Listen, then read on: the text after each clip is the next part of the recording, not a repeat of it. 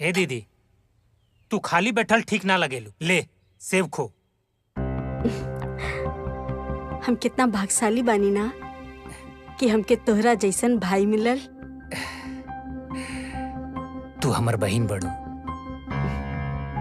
हम तोरा लागे खाली बस तोर सेवा खातिर बानी। काहे कि बड़ बहिन के तो माई जैसन स्थान होला। कबो कबो तो सोचे नहीं हम तोहनी के ना रहता सन तो हमार का होत। अच्छा दीदी, हाँ? हम रतवा के जे बात कहनी है ओकर बारे में का सोचलू है? एमा सोचे के का बा? रुक।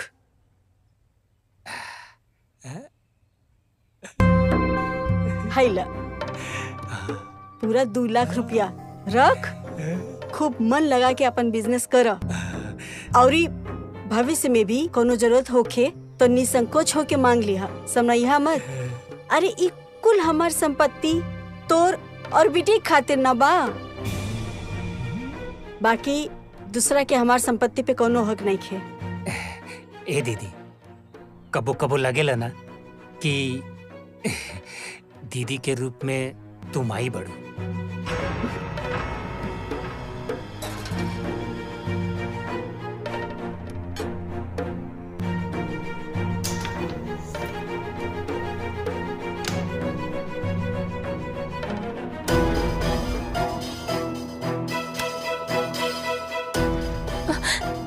बबुनी, बबुनी, तोहर बाप के एजा कोनो जागीर नहीं खे। तोहर जौन मन करी वो तू करबू। ऐसा मत करी बबुनी। 2 दिन से हम कुछ नहीं की खैले। तनी हमरा ऊपर रहम करी, दया करी। हमके बहुत भूख लागल है। हम भूख से मरल जातनी। तो हम का करी? हाँ, अरे तोहार भूख से जान जाता ना तो जी चाहे मर, हमरा के ना कोनो परवाह नहीं खे। बस तू किचन में खाना ना बनाव सकतरी। तोहरा खाना खाए के बना तो बाहर जा, ईटा और लकड़ी जोड़ के चूल्हा पे खाना बनावा। समझ लो कि ना? माई एक बात बतावा, जब तू भौजी के अलग कर देले बड़ू ना, तू हमनी के राशन में से काहे खाना बनावतिया? हाँ, जाके समझावा ओके। वो हमार बात लेके सुनतिया। अब वो समझौला से ना समझी। आज ना ओकर हम ऐसन खबर लेब ना, ओकर हिसाब करके रहब। अरे दीदी, ए दीदी, ए दीदी का भाई? अरे ए दीदी, माई, अरे का भाई? माई, माई, माई,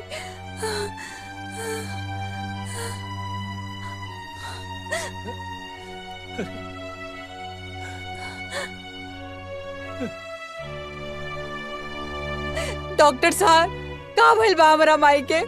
ये उठत काहे न की बाड़ी? तोहरा माई के पैरालिसिस हो गइल बा और ये शायद 2-3 महीना बाद ही उठ सकी हैं। माई, दीदी देखा, तू लोग रोआ मत। इनकर विशेष ख्याल रखे की जरूरत बा।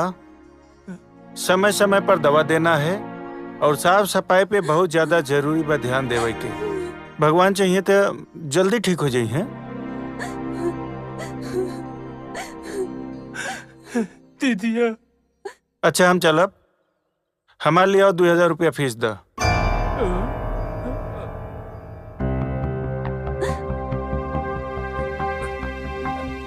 का बात करते रही डॉक्टर साहब? हमार दीदिया बिस्तर पर मौत से लड़ रहा बिया और और फीस की चिंता बा। अरे इंसानियत भी कोनो चीज होला। अरे भाई, बड़ा अजीब आदमी बाड़ा। अरे तोहरे लोग खातिर हम हॉस्पिटल से छोड़ के पेशेंट भाग के आईनी है तोहरे घरे तोहार पेशेंट देखे खातिर, और तू हमरा के इंसानियत का पाठ पढ़ाओ तारा।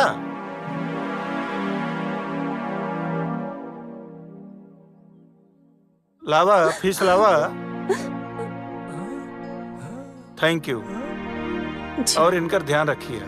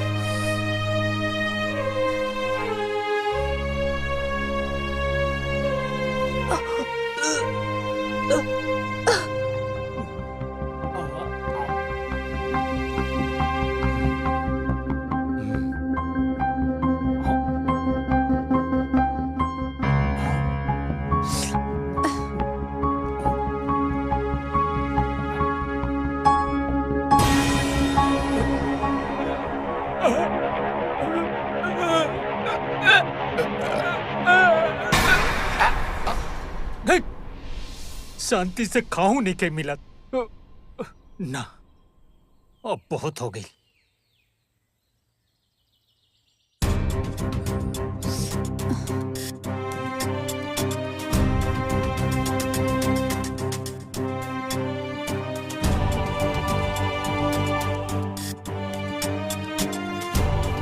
ए भगिनिया, तुर मामी के बड़ी तबीयत खराब बा, हमरा जाए के पड़ी। तू दीदी के ख्याल रखिए। ए मामा, हम माई के अकेले कैसे संभालब? अरे ये हालत में तो हमरा छोड़ के जाए के मन नहीं के करत, लेकिन का करी, मजबूरी बा। तू संभाल लिए। मामा रुको।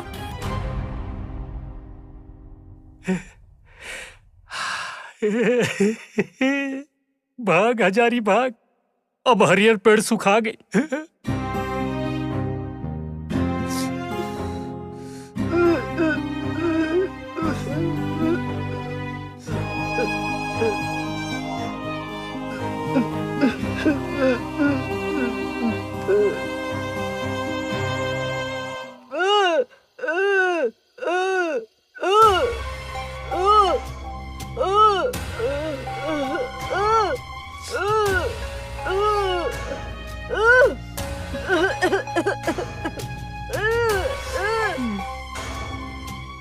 अब हमसे ना हो पाए, अब बहुत कलिहनी तोहर सेवा। अब हमबू जातनी अपन ससुराल, अब तू अपन सेवा बहू से कराला। माई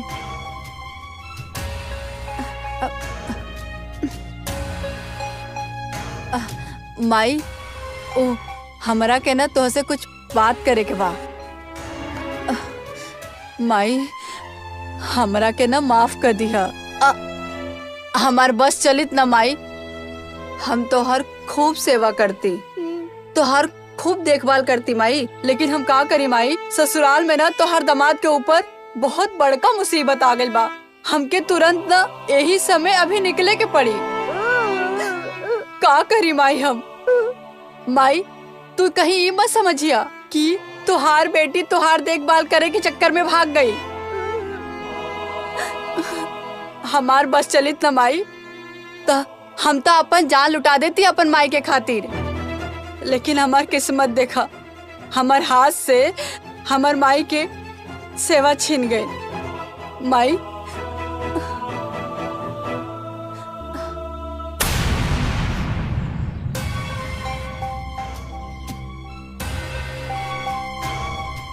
माई तू अपन ध्यान रखिया।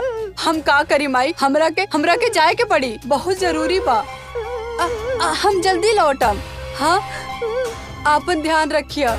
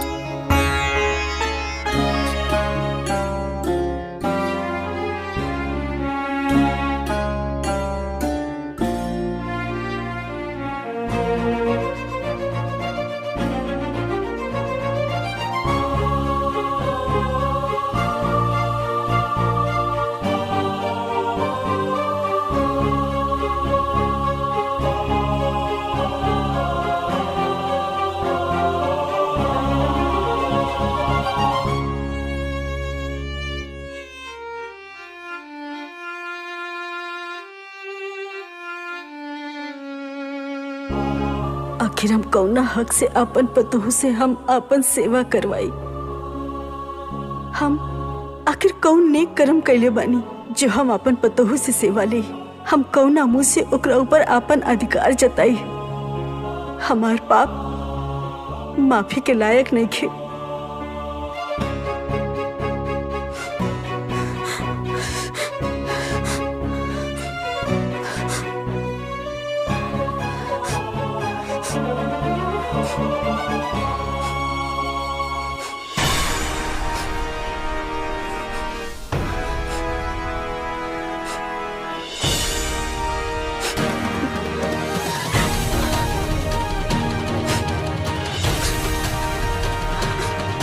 हमके माफ कर दिया दुल्हन, हमके माफ कर दिए।